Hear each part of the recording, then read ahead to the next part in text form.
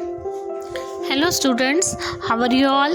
I am Monica Nanda. Today I am going to teach you chapter 11 class 2 गीदड़ की गवाही। तो मैं आपको एक स्टोरी बताने जा रही हूँ जो सुन के आपको बहुत अच्छी लगेगी। आप इसको ध्यान से सुनिएगा और देखिएगा कि कितनी अच्छी स्टोरी है ये। अब क्या था कि किसी देश का राजकुमार जंगल से होकर गुजर रहा था कि रास्ते में एक गीदड़ आ टपका। क्या था कि पुराने टाइम में राजा रानी, आपने भी किस्से कहानियाँ सुने होंगे, तो राजा का जो बेटा था उसको राजकुमार बोला जाता था। तो क्या हुआ कि एक दिन वो जंगल के रास्ते से होकर जा रहा था तो रास्ते में एक गीदड़ आ गया। राजकुमार ने उससे कहा, ए गीदड़, रास्ते से हट। अब क्या हुआ कि जो राजकुमार था अपना घोड़ा लेके जा रहा था, लेकिन वो जो गीदड़ है वो रास्ते में बैठा हुआ था। तो उसने उससे बोला, राजकुमार ने, कि यह गीदड़ रास्ते से हट। मगर ढीठ गीदड़ टस से मस नहीं हुआ। अब क्या हुआ कि वो जो था गीदड़ बहुत ढीठ था। ढीठ मीन्स कि बहुत अकड़ वाला था। वो उसकी बात सुन के उसने अनसुनी कर दी थी। तो क्या हुआ कि राजकुमार को गुस्सा आ गया, लेकिन झगड़ा ना करके बगल से गुजर गया। अब वो होता है कि जब हम किसी को कोई बात बोलते हैं, अगर वो हमारी बात नहीं मानता तो गुस्सा आ जाता है ना। ऐसे ही राजकुमार को भी गुस्सा आ गया था, लेकिन उसने झगड़ा नहीं किया और बगल से चला गया। अब क्या हुआ कि शाम होते होते वह एक शहर में पहुंचा। तो पहले ज़माने में क्या होता था कि कोई ट्रैवल के लिए गाड़ियां नहीं होती थी। लोग घोड़े पे जाया करते थे या गधे के ऊपर जाया करते थे, ऊंट पे जाया करते थे। और ऐसे ही वो राजकुमार भी घोड़े के ऊपर बैठकर जा रहा था। तो क्या हुआ कि वो शाम होते होते, मतलब जैसे अगर सुबह निकले हैं तो डिस्टेंस होता था काफ़ी वहाँ पहुँचने के लिए शहर में, जहाँ पर सब सामान मिलता था, तो उसको टाइम लगा। तो अब क्या हुआ कि और पंसारी के यहाँ रात गुजारने की प्रार्थना की। पंसारी सहमत हो गया। तो वहाँ पर एक पंसारी रहता था, तो उसने उससे बोला कि मुझे यहाँ पर अपने घर में रुकने दो।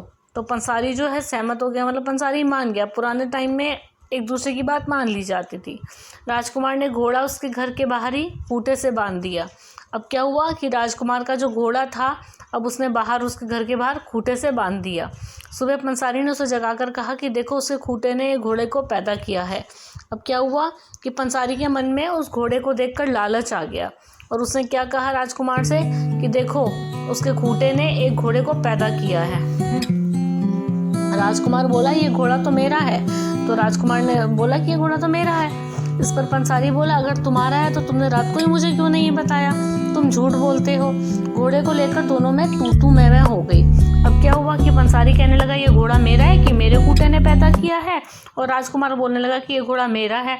तो उसने, पंसारी ने बोला कि तुम्हें मुझे रात में ही बताना चाहिए था, तुम झूठ बोल रहे हो। ऐसे करते करते दोनों की काफ़ी लड़ाई हो गई। मामला अदालत तक पहुंच गया। अब क्या हुआ कि मामला जो है अदालत तक पहुंच गया। अदालत में पंसारी के पड़ोसियों ने पंसारी के पक्ष में गवाही दी। क्यों दी? क्योंकि वो आसपास रहते थे तो वो उसी को ही जानते थे, पंसारी को ही। तो उन्होंने जो गवाही, जहाँ एक बुलाया गया कि लोगों से पूछने के लिए कि पंसारी सच बोल रहा है कि झूठ बोल रहा है, तो लोगों ने क्या किया कि पंसारी को ही सच बताया। तो अब क्या हुआ, न्यायाधीश ने राजकुमार से भी कोई गवाह पेश करने को कहा। अब जो वहाँ का मेन था, यानी कि जज जो था, न्यायाधीश उसको बोला जाता है, जो फैसले सुनाता है। तो उन्होंने क्या किया कि उन्होंने राजकुमार से कहा कि कोई गवाह पेश करो।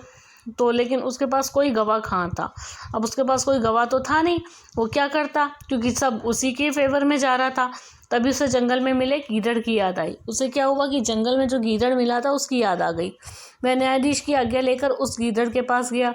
अब उसने क्या किया कि वो जज से परमिशन लिया उसने, और वो उस गीदड़ के पास गया और उसे गवाही देने की प्रार्थना की। तो अब क्या हुआ कि वो जो है उसे गवाही देने की प्रार्थना करने लगा। तो गीदड़ ने कहा, ठीक है, मैं कल आऊँगा। अब क्या हुआ कि गीदड़ ने बोला कि मैं कल आऊँगा। अगले दिन गीदड़ अदालत में समय से पहुंचा। उस समय पहुंचा जब न्यायाधीश फैसला सुनाने जा रहे थे। अब क्या हुआ कि गीदड़ जो है, अगले दिन क्या हुआ कि उस समय पहुंचा जब न्यायाधीश जो है अपना फैसला सुनाने जा रहे थे। तो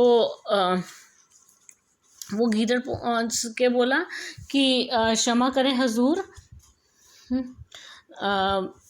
मैं राजकुमार का गवाह हूँ और ये घोड़ा इसी का ही है। अब उसने क्या किया कि राजकुमार के पक्ष में गवाही दी। तो उसने कहा कि ये घोड़ा राजकुमार का ही है। तो उसने बोला कि तुम्हारे पास कोई सबूत है? उसने कहा कि तुम्हारे पास कोई सबूत है तुम्हारे पास? तो उसने कहा कि न्यायाधीश से पूछा, सरकार सबूत तो मेरे पास था, मगर नदी में आग लगने के कारण वह जल गया। तो उसने क्या कहा जज से कि मेरे पास सबूत था, है। तो वो लेकिन क्या हुआ कि नदी में आग लगने से वह जल गया। तो गीदड़ ने कहा, उसकी बात सुनकर न्यायाधीश गुस्से से बोला, क्या बकवास करता है? अब क्या हुआ कि गिद्दड़ की बात सुनकर न्यायाधीश को गुस्सा आ गया कि कभी नदी में भी आग लगती है। तो उसने कहा, क्या बकवास करता है, कभी नदी में भी आग लगती है क्या?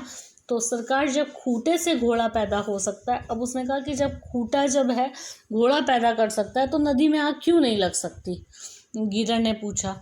तो यह सुनते ही न्यायाधीश उसकी बात समझ गए। अब उनको क्या हुआ कि ये समझ में आ गया कि जब खूंटे से घोड़ा पैदा नहीं हो सकता या नदी में आग नहीं लग सकती तो ये इससे किसका हो गया। तो जब ये गीदड़ ने ये बात बोली तो उसकी बात न्यायाधीश को समझ में आ गई। उन्होंने फ़ौरन वह घोड़ा राजकुमार को दिलवाया। उन्होंने फ़ौरन जो है वो घोड़ा जो है राजकुमार को दे दिया और पंसारी को हवालात में यानी कि जेल में भेज दिया। अतः विजय सदैव सत्य की होती है। अब क्या है कि हमेशा जो विजय है यानी कि जीत जो है सच की ही होती है, इसलिए हमेशा सत्य बोलना चाहिए और सत्य का ही साथ देना चाहिए, कभी भी झूठ नहीं बोलना चाहिए। इस कहानी से हमें शिक्षा मिलती है। तो अब आप क्या करेंगे, अब इसके शब्दार्थ जो है अपनी नोटबुक में लिखेंगे। मैं इसके हार्ड वर्ड्स, क्वेश्चन आंसर सब आपको भेजूंगी और एक्सरसाइज भी सेंड करूंगी। ठीक है, okay, have a nice day, keep studying, okay, bye bye.